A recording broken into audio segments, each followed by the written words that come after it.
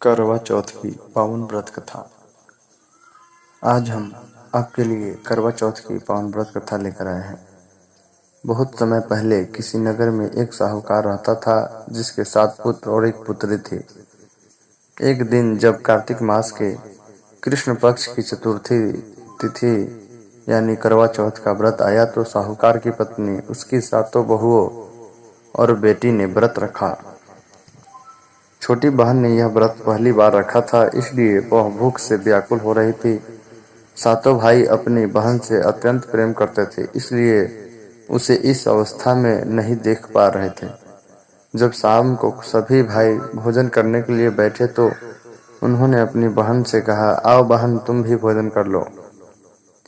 बहन बोली, भैया आज मेरा करवा चौथ का व्रत है, इसलिए चांद निकलने पर उसे अर्घ देकर ही भोजन करूंगी।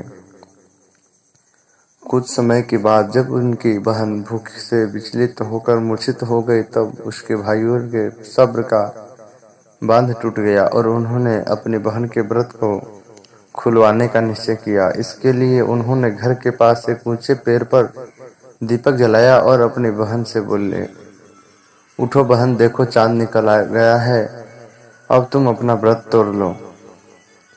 छलनी की ओट में वह दीपक एक चंद्रमा के समान ही प्रतीत हो रहा था। छोटी बहन ने अपने भाइयों का कहा मानकर अर्घ देने निकल पड़ी और अपनी भाभियों से बोली, भाभी चंद्रोदय हो गया है, आप लोग भी अर्घ दे दो। इस पर भाभियां बोली कि अभी हमारा चांद नहीं निकला है, उसमें अभी समय है, तुम चंद्रमा को देखकर व्रत खोल लो। इसके बाद छोटी बहन ने जाकर विधि विधान से नकली चांद को अर्घ दिया और व्रत तोड़ दिया। इसके पश्चात जब वह भोजन ग्रहण करने बैठी तो उसके पहले निवाले में बाल आ गया, दूसरे निवाले में कंकर आ गया और तीसरा निवाला ग्रहण करने से पहले ससुराल से संदेश आया कि उसका पति बहुत बीमार है और उसे तुरंत ससुराल बुलाया जा रहा है। यह सुनते ही साहूकार की बेटी बहुत घबरा गई और उसी समय ससुराल जाने की तैयारी करने लगी। अपनी बेटी को विदा करते समय मां ने एक सोने का सिक्का देते हुए कहा, बेटी, रास्ते में तुम्हें जो भी मिले उसके पांव छूना और अगर कोई तुम्हें सदा सुहागिन रहने का आशीर्वाद दे तो उसे अपने पल्ले में गांठ लगाकर उसे एक सिक्का दे देना। उसने ऐसा ही किया। रास्ते में मिलने वाले हर व्यक्ति के पांव छुए, लेकिन किसी ने भी उसे सदा सुहागिन होने का आशीर्वाद नहीं दिया। जब वह घर पहुंची तो दरवाजे पर उसकी छोटी ननद खेल रही थी।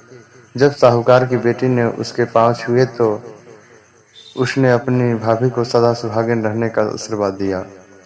यह सुनकर उसने अपने पल्लू में गांठ बांध ली और अपनी ननद को सोने का सिक्का दे दिया। जब वह अंदर गई तो देखा कि उसका पति मृत पड़ा हुआ था और पूरे घर में मातम छाया हुआ था। साहूकार की बेटी भी अपने पति को इस अवस्था में देखकर जोर जोर से विलाप करने लगी। उसके लिए यह क्षण बेहद दुखद था और उसे इस बात पर विश्वास ही नहीं हो रहा था कि उसका पति अब इस दुनिया में नहीं रहा। आखिरकार उसके पति को अंतिम संस्कार के लिए श्मशान घाट ले जाया गया तो वहां पर साहूकार की बेटी भी पहुंच गई और बोली कि मेरे पति को आप लोग अग्नि नहीं दे सकते।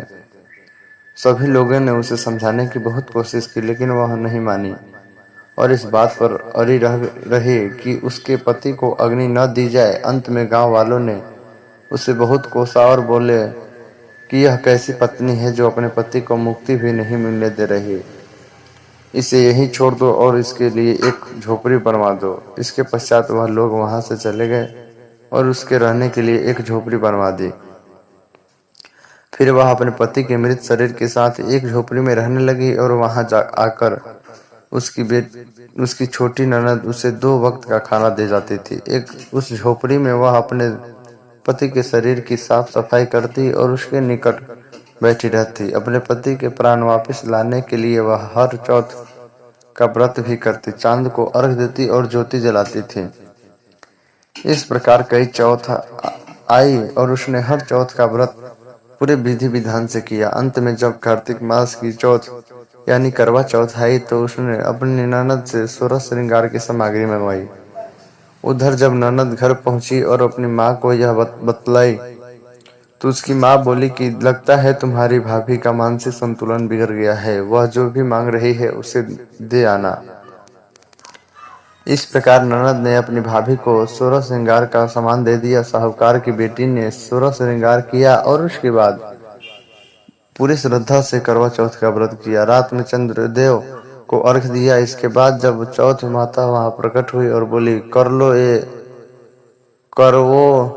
करवो ले भाइयों की प्यारी करवो ले, दिन में चांद उगाने वाली करवो ले। यह सुन उसने माता के पैर पकड़ लिया और बोली, माता मुझ पर कृपा करके मेरा सुहाग वापस कर दो। यह सुन देवी ने कहा, भाइयों की प्यारी, तुझे सुहाग से क्या लेना देना, तुझे तो सुहाग से ज्यादा भोजन प्यारा है।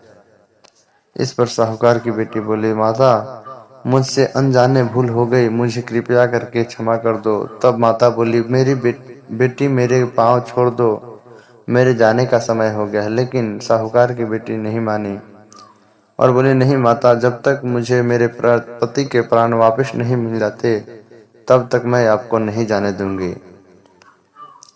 जब माता के बार बार कहने पर भी उसने पैर नहीं छोड़े तो माता का दिल भी पिघल गया और उसकी निष्ठा को देखते हुए वह बोली कि क्या तुम अपने सुहाग की सामग्री मुझे दे सकती हो? इसके उत्तर में साहूकार की बेटी बोली, माता आप सुहाग सामग्री क्या, मेरे प्राण भी ले लीजिए, बस मेरे पति के प्राण लौटा दीजिए। और इसके पश्चात उसने माता को श्रृंगार की सामग्री अर्पित कर दी। माता ने अपनी आंखों से काजल और मांग से सिंदूर निकालकर उसके पति पर छिड़क दिया। इस प्रकार माता की कृपा से साहूकार की बेटी का पति जीवित हो उठा। उसने माता के पैर छुए और उन्हें प्रणाम करते हुए बोली, माता आपकी